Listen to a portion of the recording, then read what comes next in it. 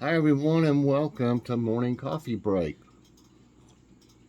Hope everybody's doing great this morning. Today's Wednesday, August 10th. Currently it's 78 degrees. Trying to see if it's getting cloudy yet. A little bit. High today's 84, chance of rain 80%. 76% humidity right now. Usually it's worse than that. Winds are 8 miles per hour and air quality is 60. It's moderate.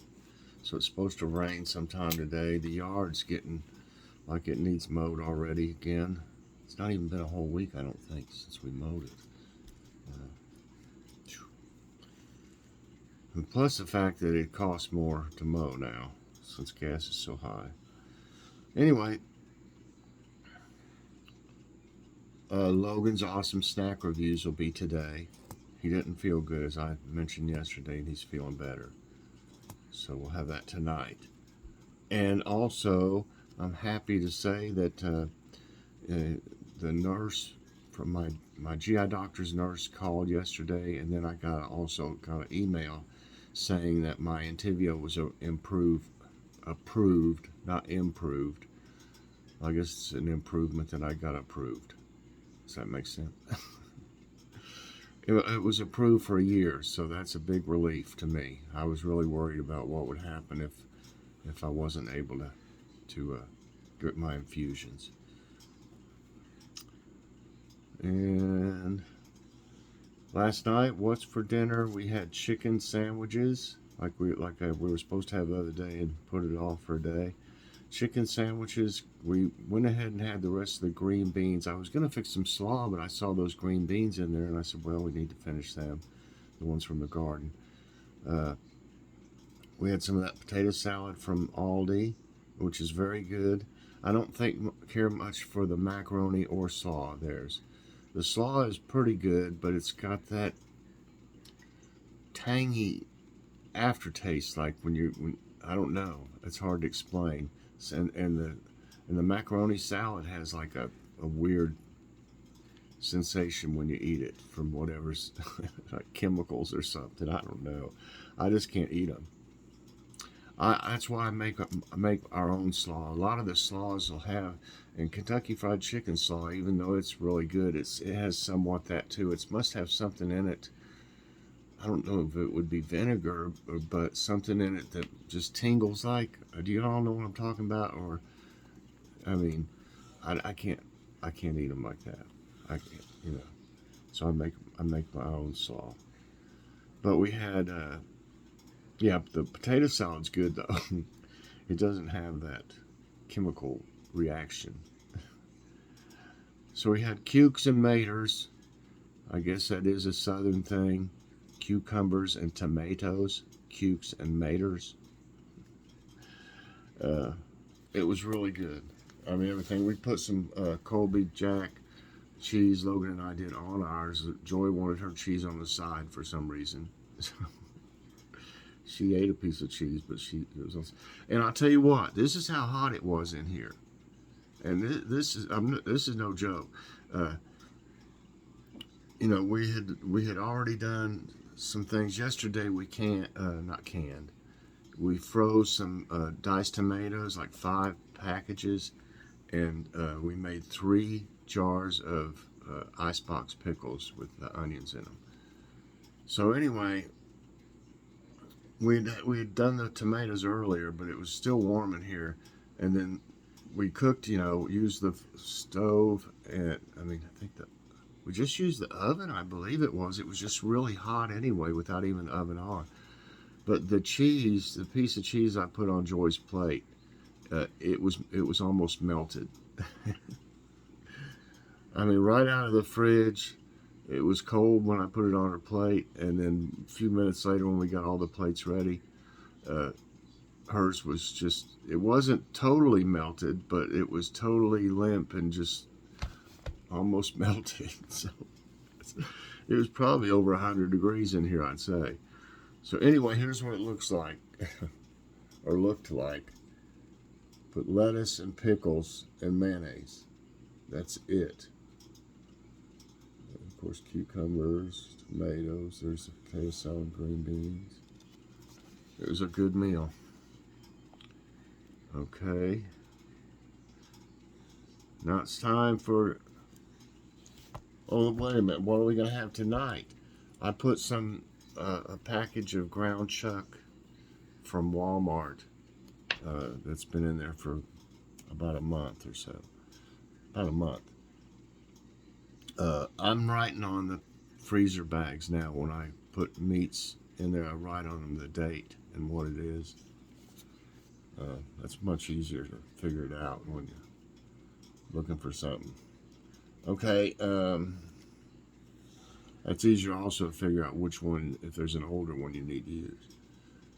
So we're going to have, she didn't want hamburgers, cheeseburgers. I guess I don't either after having the chicken sandwich last night. So we're just going to have like a hamburger steak. We got some mac and cheese we need to use from Aldi. And I don't know if she wants it. We also have mashed sweet potatoes. But I don't know if she wants that with it or something else. So that's what I was thinking. We'd go ahead and use both the mac and cheese and the mashed sweet potatoes. They're Hormel that we got at Grocery Outlet, pretty cheap.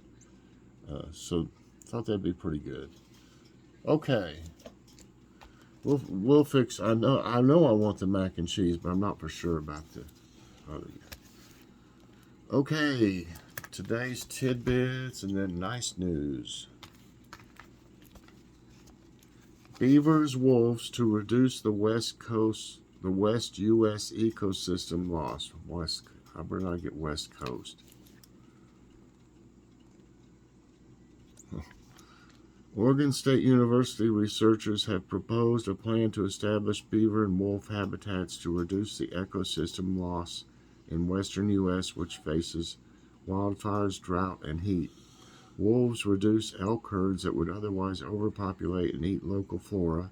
Beavers build dams which regulate water flows during droughts and enrich fish habitats.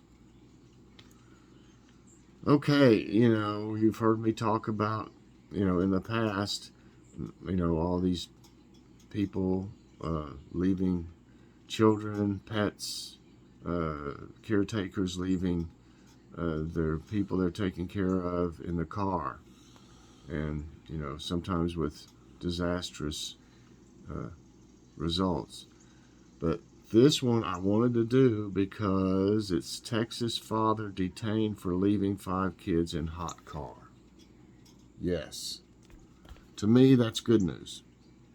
Okay, so this is like nice news almost. A father was arrested on Sunday in Texas after he left 5 kids in a hot car without AC. Jose Leo was booked into Tarrant County Jail for 5 counts of abandonment and endangerment of a child. The kids were taken to a hospital to be treated for heat exhaustion after Fort Worth police arrived at the scene. Highs were 99 degrees in Fort Worth on Sunday. So that's the kind I would like to hear. And also this one, I just thought y'all might need to know this if you have someone with dementia or mental health issues with this heat. And its heat waves may worsen dementia, mental health issues. Extreme heat could impact people with dementia and mental health issues. Dementia is caused by neurological diseases like Alzheimer's, which affects thinking and memory. The confusion brought on by neuron loss may worsen as sweating and dehydration during heat waves reduce blood flow to the brain. About 1 in 9 Americans over 65 years have dementia. So I just thought that would be something that, to be aware of,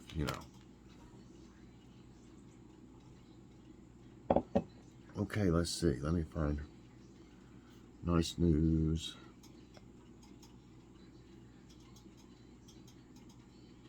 Do y'all I get millions of emails. I bet you I get, I don't know, probably 400. I'm just guessing a day. I get a bunch. I mean, all day long. And a lot of them are just like spam stuff, Spam, you just businesses and things. Okay, let's see. Let me find it. There it is. Okay. New studies suggest spiders can dream. You believe that? Spiders can dream.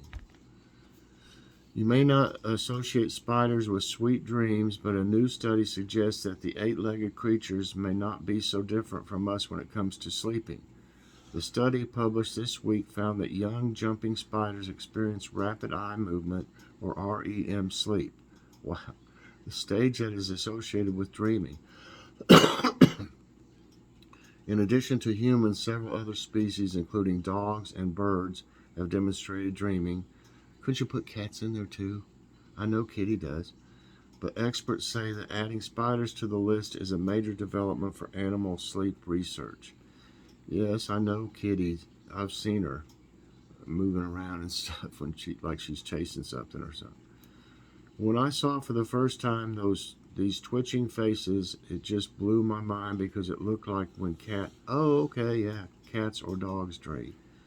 Lead author Diana Roselle told the Wall Street Journal. Paul Shaw, a neuroscience professor who was not involved with the research, said the news made sense to him given spiders' complex brains and emphasized the potentially wide-reaching effects of the study.